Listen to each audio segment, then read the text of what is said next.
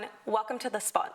I'm Hannah Skopelaitis, and today I'll be talking to Adam Larkham, who is also known as the Illawarra's beloved drag queen, Roxee Horror. Hey Adam, how are you? I'm good. How are you, Hannah? I'm great, thank you. So do we want to start off by you telling me a little bit about yourself and a bit about your career? 100%. So I started drag as a Tupperware lady. So it was kind of on a whim. My sister used to do Tupperware and she asked me to do it. And I was like, no, I don't want to do this. And then I saw on Facebook a guy in America doing it in drag. And I was like, that sounds like so much fun. Yeah. So then I said to her, let's do it, but I want to be dressed up when we do it. And she was like, yeah, cool. And it just took off. And in my first 3 months of doing it, I was the #1 Tupperware sales lady in Bathurst, Sydney, and the Illawarra region, which was insane. And that's when I was like, oh, I'm onto something here.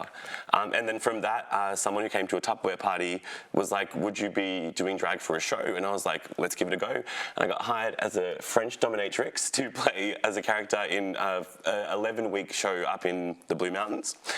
And then from that was when I really realised I loved it, and then I started contacting venues and being like, hey, I want to start doing drag properly. But it was Tupperware and a random stage show that got me where I am today. That is amazing. So from then, how long have you been doing drag? So technically, I was under the alias as Tupperware. It was crystal clear, mate. It wasn't Roxee Horror. So if I factored that in, I've been doing drag since 2016, so almost 10 years, almost a decade. Wow. And how would you say that Roxee has evolved in that time from when you started? It's so hard to explain it because when I started drag, I had a one-track mind of what A, I thought drag was, and B, what I thought my drag was. And over 10 years of doing it, I've learned that drag is not what I thought it was, and my drag is not just one thing. So my drag has evolved in the aspect of finding myself through my drag. You know what I mean? If it wasn't for Roxee Horror, I genuinely wouldn't have found Adam Larkham. And it's so interesting to say that because I thought I knew who I was at 27 when I started drag. But, you know, at 35 now, I'm like, I've learned so much about myself through this job and through this character that I don't think, I've still got a lot to learn. And I'm really excited about that. So. Yeah, I think that's amazing. And you've recently announced that you are going to be quitting drag. How are we feeling about that? I imagine it was a difficult decision. Yes and no. So for a while, I've always loved drag my whole life, but for a while, drag as a job has been very taxing on me. Because at the end of the day, I hire myself, I book myself, I do everything in the background of all the drag gigs, especially when it comes to the big stage productions. You know, I'm doing the bookings, the rehearsals, everything. So it became a lot, and when I decided to move to Queensland with my husband, we talked about this as goals for the retirement, like end of our life.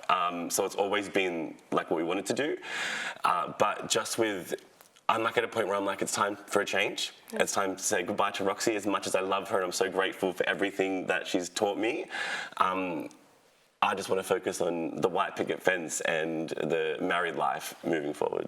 Yeah, I love that. What would you say Roxee's main highlight was? It's really hard, once again, because I've done so many things that I never thought I would do because of drag. I've met people who I looked up to growing up, watching on, like I danced with Effie on stage and I used to love Effie growing up. So like stuff like that, I never thought that would happen. But the story time is kind of one of the biggest things. The first one I did got so much traction. We had over 350 people at Wollongong Library at 9:30 in the morning, which was insane. Still to this day, I'm pretty sure it's a record-breaking amount of people in Wollongong at that time. It sounds like it. Library.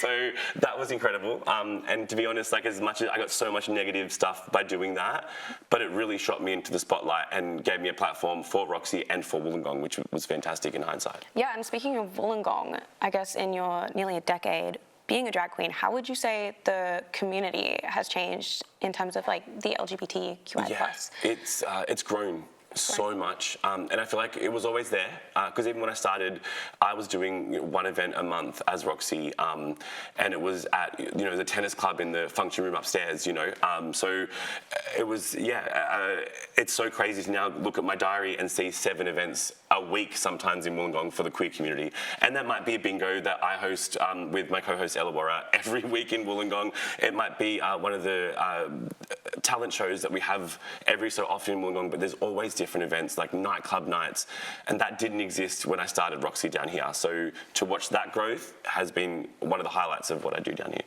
Absolutely. So what would you say your final show is going to be about, if we can get any insight? It is advertised as a funeral for Roxee Horror because it is the end of my career as Roxee. But one thing I will let everyone know, that Roxee isn't dying. I'm still going to be online. I'm still going to do cool, spooky makeup looks. I'm just not going to work in drag anymore. I want to take what made me dislike drag or hate drag, and it was forcing myself to do the drag that I don't necessarily love. Whereas I'm a spooky girl, I like lots of blood, and I can't really get dressed up in those looks and host my bingos unless it's Halloween or something like that. So you'll still see Roxee. The last show is more of a celebration of almost a decade dazzling the Illawarra. So, you know, it starts off with me in my first drag look doing my story time, and it just progresses up until what I'm currently doing now, which is my bingos. And there's iconic looks that I've done and iconic moments and lots of stories throughout the whole show. I'm not backstage once throughout the whole show. Everything happens on stage. All my changes, all my wig changes, costumes, everything is in front of the audience for the first time ever. So excited. Wow, that is a huge production. It's a one-woman show. Oh. Gosh, I'm sure everyone's going to love it. Was there anything else you wanted to add about Roxee and how you want her to be remembered, I guess, in terms of your drag You know career? what, one thing I would like to say is, thank you, Wollongong. Thank you, Wollongong, from the bottom of my cold little heart. I genuinely have had the time of my life being Roxee in the last 10 years. And I will look back at this time as one of my favourite times in life, and with the fondest of memories, meeting the most amazing people. My husband, one of them. So, like, I just, Roxee will always love Wollongong, so just love Roxee. If I do come back from the dead, give me a high five. Oh, I love that. And I'm so glad that Roxee's given you back so much as well. So, yeah, I think that's all we have for today. Thank you so much for letting us put you on the spot, Adam. Thank you for putting me on the spot. I'm Hannah Skopelaitis, and stay tuned for next week for our last episode of The Spot for the semester.